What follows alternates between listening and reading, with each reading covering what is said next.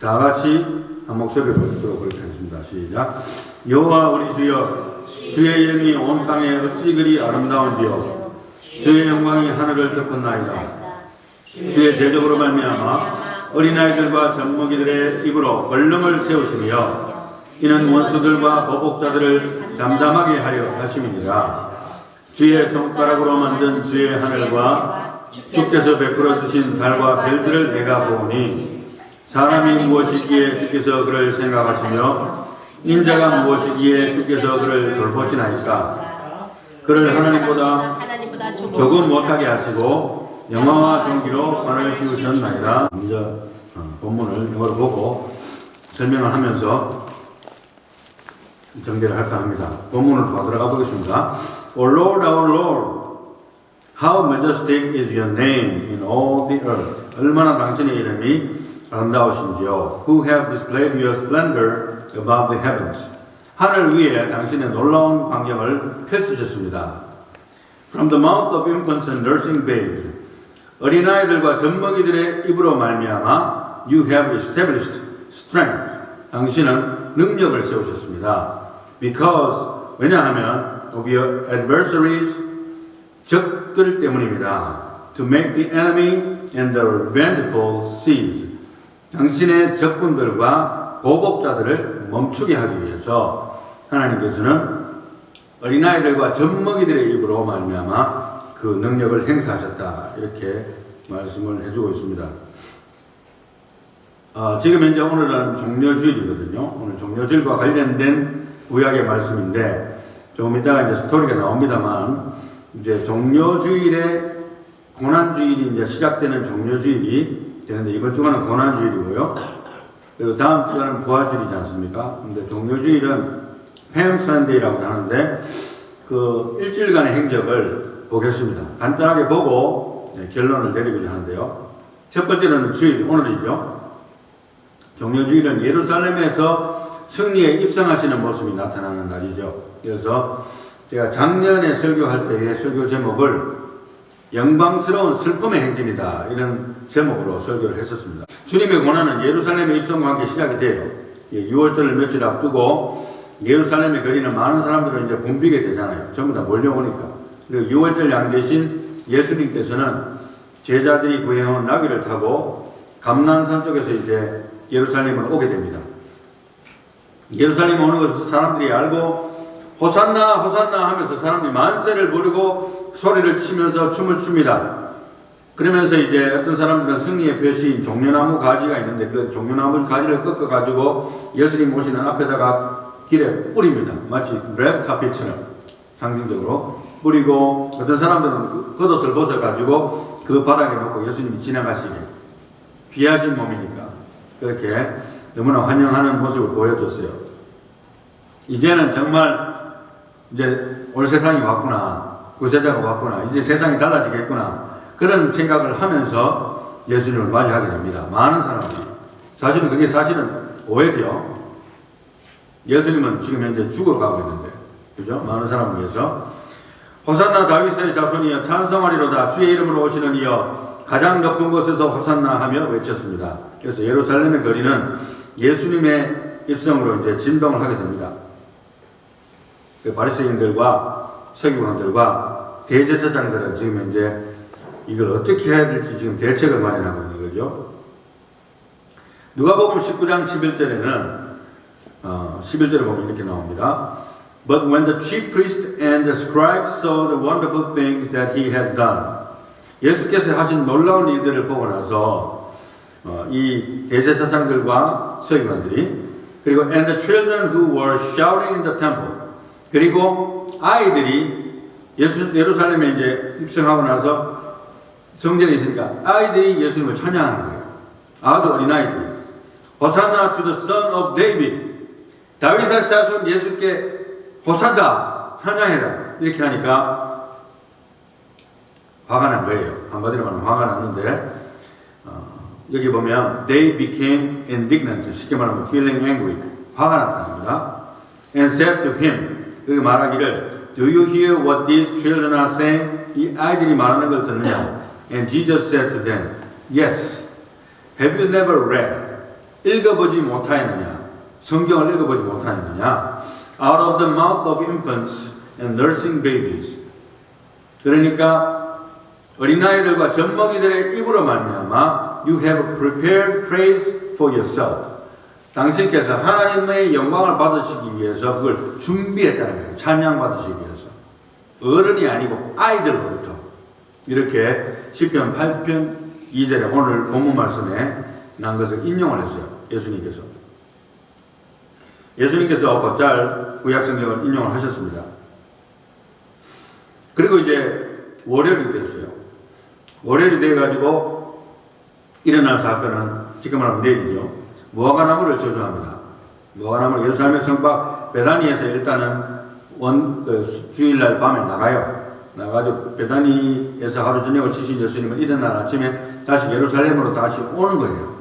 월요일이죠. 먼데이. 도중에 시장길을 느끼신 예수님은 때마침 길가에 있는 무화과나무 밑으로 가셨는데 입만 무성했지 열매를 얻을 수가 없었어요. 전혀. 실망하신 예수님은 이제부터 영원토록 사람이 내게서 열매를 따먹지 못하리라고 저주하셨어요. 예, 그렇게 무화과나무가 무슨 죄가 있다고 예수님이 그렇게 저주하셨을까? 뭐 그거는 여러 가지 논란이 있습니다만은 일반적으로 무화과나무가 또 이스라엘 백성을 상징하기도 합니다. 그와 연관시킨다면 상당히 의미가 있는데 일단은 그렇게 무화과나무를 저주하신 사건이 나타나고 그 다음에 이제 월요일날 또 한 가지는 성전 청결 사건이 나타나요. 성전 청결. 이건 뭐냐 하면 성 안에 오신 예수님은 이제 그 길로 바로 성전에 가셨어요. 가는데 이제 사람들이 고기도 팔고 돈도 바꾸고 완전 장사하는 거예요. 성 안에. 성전 안에. 그렇게 되니까 예수님께서 화가 나가지고 너구리로 채찍을 만들어갖고 후려치면서 상을 뒤집어 엎고 하시면서 사람들을 쫓아냈습니다.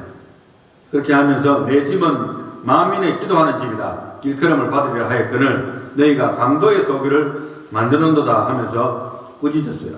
이 사건이 바로 예루살렘 입성하고 난 다음에 월요일날 일어난 사건입니다. 그 일주일 동안에 금요일까지 상당히 많은 일을 예수님이 하신 것이 기록이 되어 있어요. 화요일날 봅니다.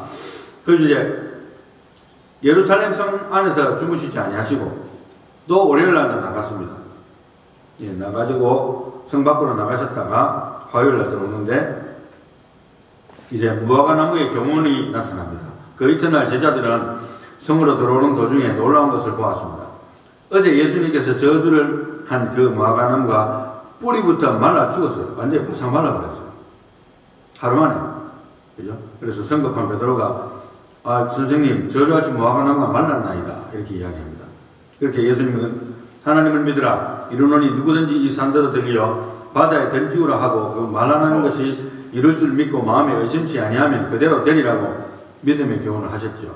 그래서 무화과나무의 교훈을 보여주셨어요. 실질적으로 어제 저주하신 나무가 그 이튿날 뿌리부터 끝까지 다 말라버렸습니다. 열매 맺지 않은 나무는 그렇게 된다는 것을 보여주는 상징적인 메시지죠.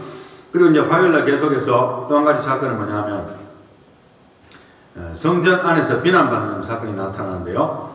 성 안에 들어오신 예수님은 어제 그 성전 청결을 했지 않습니까? 막 상을 뒤집어 엎고 막 너구리로 사람을 치고 막 난리를 쳐버렸어요. 그렇게 했는데 책망을 듣고 회개할 줄 모르는 서기관과 장로들이 예수님을 이제 비난을 합니다. 비난의 핵심이 뭐냐면 네가 무슨 권세로 이런 일을 하느냐, 말씀을 증거하고 사람들한테 내쫓고 권위적인 행사를 하느냐는 거죠. 그러니까 사실은 예수님이 누구신지 사실 모르는 그런 질문인데 누가복음 20장에 1절부터 보면 이렇습니다. 4절부터 보면 Was the baptism of John from heaven or from men? 예수님께서 이 사람들의 질문에 대해서 하신 질문이 도로 질문이었어요. 네가 무슨 권위를 하냐 하니까 예수님이 내가 무슨 권위를 한다고 이렇게 대답하지 아니하고 나도 너에게 질문을 하나 던질게. 대답해봐. 요한의 세례가 하늘로부터냐 아니면 사람으로부터 하는 세례냐? 그렇게 하니까 they reasoned among themselves saying 서로 이제 의논하는 거예요. If we say from heaven, he will say, why did you not believe him? 우리가 만약에 하늘로서부터 요한의 세례가 왔다고 말한다면 왜 그 세례 요한의 말을 믿지 않았냐고 책망받을 것이고, but if we say from man, 그리고 우리가 사람으로부터 요한의 세례가 왔다고 이야기한다면 all the people will stone us to death. 모든 사람들이 우리를 돌들어서 칠지도 모르겠다. For they are convinced that John was a prophet. 왜냐하면 많은 사람들이 세례 요한이 선지자라고 믿기 때문이다. 그러니까 이러지도 못하고 저러지도 못하니까, 대답 못하니까 so they answered that they did not know where it came from. 우리는 모르겠다고 대답을 한 거예요. 그렇게 하니까 Jesus said to them, 예수께서 말씀하시기를 No will I tell you by what authority I do these things. 나도 무슨 권세로 이런 일을 하는지 너희들에게 말할 필요가 없겠구나. 너희들 말 못하니까. 이렇게 넘어갔어요. 아직은 때가 이러지 않은 거죠. 예수님의 때가 아직 덜 됐습니다. 그리고 이제 화요일이 끝나고 수요일이 됩니다.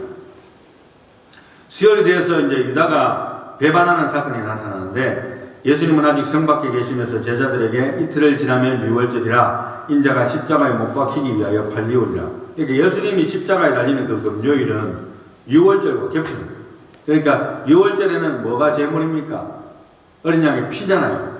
피를 해갖고 문설주에 발라는 것이 전통이 되는 것인데, 그 피의 제사에 나도 그날이지만 그날 내가 십자가에 달리는 희생제물이 됨으로써 대표 선수로 이제는 더 이상 그걸 하지 않아도, 예수를 믿음으로 제사를 그렇게 지나지 않아도, 양을 죽여서 피를 흘리지 않아도 된다는 것이죠. 예, 그걸 보여주시는 건데, 아직은 그 이스라엘 백성들은 전혀 이해 못하고 있습니다. 그 모든 과정을. 그렇게 해서 이제 인자가 십자가에 못 박히기 위하여 팔리우리라고 자신의 죽음에 대해서 교훈을 하고 있는 찰나에 다른 유다는 이제 대제사장에게 가가지고 제자들 사이에 빠져나와가지고 회의장으로 달려가가지고 내가 예수를 줄 테니까 돈 얼마 줄래? 이렇게 딜을 했습니다. 그래서 은삼십을 달아서 가룟 유다에게 주었습니다. 유다는 이때부터 이제 예수님을 넘겨줄 기회를 계속해서 호시탐탐 노리게 됩니다. 그래서 이제 유다가 배신하게 된 게 수요일이죠. 그리고 이제 목요일이 됐어요. 목요일 날 사건은 몇 가지 되는데, 간단하게 하면 제자들의 발을 씻기시는 사건이 목요일 날입니다. 예수님께서 온몸을 씻은 자는 발만 씻으면 된다. 이렇게 해서 발을 씻기는 장면. 그 다음에 이제 반역자가 누구인지 지목을 했어요. 이날 목요일 날. 네 하고 싶은 일을 빨리 해라. 가룟 유다에게 대놓고 이야기했죠. 아니까 가룟 유다는 그러든지 말든지 사탄이 들어갔기 때문에 그대로 진행을 합니다. 예수님을 파는 일에 역할을 담당을 합니다. 그리고 마지막 만찬, 최후의 만찬이라고 그러죠. Last Supper, 최후의 만찬이 베풀어지는데, 이것을 통해서 이제 우리가 오늘도 성찬식을 했습니다만은 그것을 가르쳐 주셨어요. 예수님의 몸, 살과 피를 기념하는 이것을 하는 것으로. 그리고 목요일 날 겟세마네에서 기도가 있습니다. 유명하죠. 이것은 아까 겟세마네에서 기도하듯이 엘리 엘리 라마 사박다니, 이거는 하나님이 어찌하여 나를 버리셨나이까인데, 나의 원대로 마옵시고 아버지의 뜻대로 하기를 원하나이다. 이 잔이 내게서 옮기지기를 원합니다마는 이 고난의 잔이, 이 잔이라는 것은 고난의 잔이잖아요. 이 십자가, 이 고난의 잔이 나에게서 옮겨지기를 원합니다만 나의 뜻대로 마시고 아버지의 뜻대로 되기를 원하나이다. 예수님이 하나님의 아들이시지만 하나님과 사실은 동등해요. 전혀 뭐 신분이 낮다든가 그런 건 아니에요. 그런 상황에서 아들로서 순종하신 거예요. 저와 여러분들을 살리기 위해서, 공인으로서. 그래서 겟세마네의 기도가 굉장히 유명합니다. 그래서 겟세마네에서 기도하신 사건이 목요일 날 일어나고, 금요일 날의 사건은 이제 우리가 알다시피 예수님이 잡히시고 신문을 받으시고 십자가에 달려 돌아가시는 날이 금요일입니다. 이렇게 해서 우리가 일주일간의 예수님의 그 고난의 행적을 다 보았는데요. 그래서 오늘 본문만 웃음으로 아까 호산나 다윗의 자손이여 하는 아이들의 찬양에 대한 것에 대한 대제사장들의 질투와 화가 나는 그 모든 것에 대해서 예수님께서 책망하시면서 인용하신 것이 시편 8편입니다. 아까 1절, 2절을 읽었고 이제 3절을 보겠습니다. 시편 8편 3절. When I consider your heavens, 내가 당신의 만드신 하늘을 생각해 본다면 the work of your fingers, 당신의 손가락으로 만드신 이 위대한 일들과 the moon and the stars, 해와 달들, 달과 별들 which you have ordained 당신이 축복하셔서 만드신 그 달과 별들을 내가 봅니다. What is man that you take thought of him? 당신이 사람이 무엇인데 사람을 그토록 깊게 생각하십니까? And the son of man that you care for him. 이 사람을 하나님께서 그렇게 관심이 있어 하시고 돌보십니까? 이런 뜻이에요. Yet you have made him. 그리고 그를 a little lower than God. 이게 상당히 재밌는 표현이에요. 사람을 하나님보다 조금 못한 존재로 만드셨대요. 조금 못한 존재로. And you crown him with glory and majesty. 그리고 그에게 영광과 존귀로 입히셨다는 거예요. 이 하나님은 사람에게. 그런데 이제 사실은 이 a little lower than God이라고 하는데 그 a little이라는 그 갭이 하늘과 땅의 차이예요. 예, 그 표현이에요. 그렇지만 왜 a little lower than God이라고 할 수 있는가 하면 얼마 전에 이야기했지만 하나님과 인간의 차이가 여러 가지 있지만 하나님은 전능하시고 우리는 전능하지 않고 그리고 하나님과 인간과 공통점이 하나 있다. 그 공통점이 뭐냐 하면 지정의를 가지고 있을 뿐만 아니라 가장 큰 공통점은 인간이 영원한 존재가 되어버린 거예요. 하나님은 영원 전부터 그러니까 하나님의 시작이었고 끝도 없어요. Eternal Alpha, Eternal Omega. 시작도 없고 끝이 없어요. Forever being이잖아요. 그런데 사람은 시작은 있어요. 시작은 있어요. 근데 끝은 없어요. 지옥에 가서 뭐 있든 천국에 가서 있든 죽지는 않을 거예요. 왜냐하면 영혼이 다시 부활을 받아서 지옥불에 떨어지든지 천국에 가든지 둘 중에 하나입니다. 그래서 지옥 간다는 것이 죽는 게 아니에요. 영원하게 형벌을 받는 거예요. 그리고 천국 간다는 게 또 영원하게 하나님과 더불어서 영원한 생명을 누리는 거잖아요. 그래서 사람의 존재가 하나님과 같은 건 뭐냐면 forever being이라는 거예요. 죽긴 죽어도 나중에 심판을 받고 부활을 받고 천국 가든지 지옥 가든지 둘 중에 하나 됩니다. 그래서 그게 공통점이 있습니다. 그래서 a little lower than God이라고 합니다. 그만큼 존귀한 거예요. 사람. 여기서 끝장나는데 뭐 내 마음대로 살다 가야지. 천만의 말씀. 그래서 여러분들의 초이스가 아니에요. 하나님이 딱 기다리고 있는 거예요. 심판날. 그 심판을 통과한 다음에 지옥불에 갈지 천국에 갈지 그리고 상급을 많이 받을지 적게 받을지 지옥에서도 미창에 갈지 위로 갈지 그 뭐 결정나겠죠. 쉽게 말하면. 그거밖에 없어요. 그래서 a little lower than God and you crown him with glory and majesty. 그 인간, 그 보잘것없는 인간에게 하나님께서는 존귀와 영광을 입히셨다는 거예요. 얼마나 감사합니까? 할렐루야. You make him to rule over the works of your hands. 하나님께서 만들어 놓은 이 모든 이 자연 만물들을 다스릴 수 있는 권세를 준 거예요. 하나님께서 우리 인간들에게 그렇게 줬기 때문에 안 그러면 지나가던 짐승들이 우리를 계속해서 공격하면 우리 어떻게 살아요? 짐승들도 우리를 겁을 내고 또 어쩌다가 배고픈 짐승한테 우리가 먹히기도 하지만 사람들이 그러나 하나님께서 모든 짐승과 모든 새들과 야수들도 사람을 겁내게 만들어놨어요. 그렇게 해서 우리가 지금 현재 버티고 있는 겁니다. 그래서 You have put all things under his feet. 당신께서 그 사람의 발밑에 모든 것이 될 수 있도록 사람이 다 정복할 수 있도록 만들어 놨습니다. 만물이 all sheep and oxen and also beasts of the field. 짐승들까지다. 물론 맨손으로 여러분 악어를 때려잡겠습니까? 맨손으로 여러분들이 사자를 이길 수 있겠습니까? 그러나 사람은 온갖 도구를 이용해서 사자든 뭐든 다 생포할 수 있고 다 죽일 수 있습니다. 그만큼 사람은 뛰어난 것입니다. 그래서 하나님께서 그렇게 한 거죠. The birds of the heavens and the fish of the sea, whatever passes through the path of the seas. 어떠한 피조물이라도 다 인간 밑이라는 거예요. 인간 밑이에요. 하나님 다음으로 인간입니다. O Lord, our Lord, how majestic is your name in all the earth. 당신의 이름이 얼마나 이 세상에서 아름다우신지요 하면서 찬양하면서 다윗이 이 시를 지었어요.